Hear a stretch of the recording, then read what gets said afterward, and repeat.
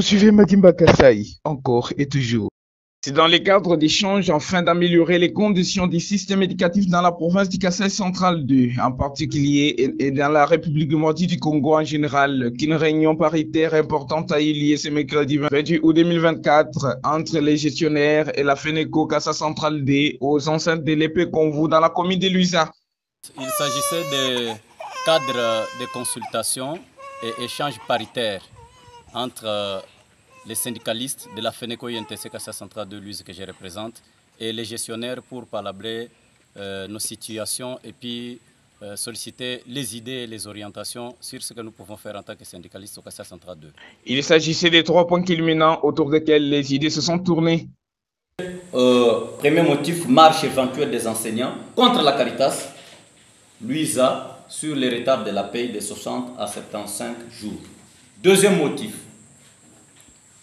conditions et faisabilité de la rentrée scolaire 2024-2025 et déclaration syndicale. Troisième, suivi de la RAP 2024.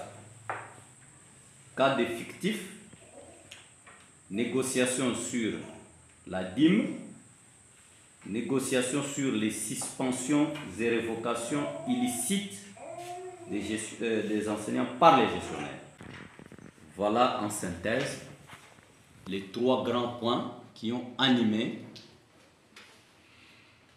la FENECO-INTC Kassa centrale 2 à vous inviter pour pouvoir échanger en tant que même corps. Satisfait de cette rencontre, le président de la FENECO Kassa centrale 2, Youssouf Mwandakato, remercie les participants et lance un appel au président de la République.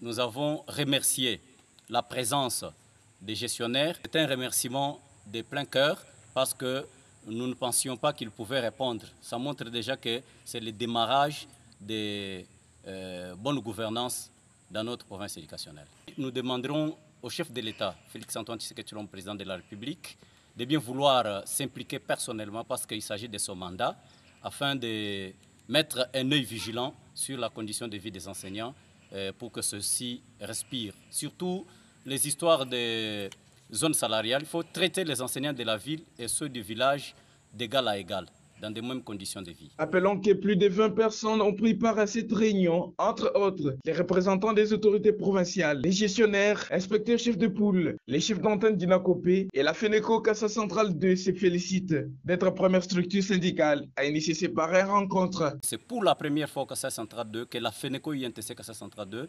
organise la séance du travail paritaire entre les 2 forces.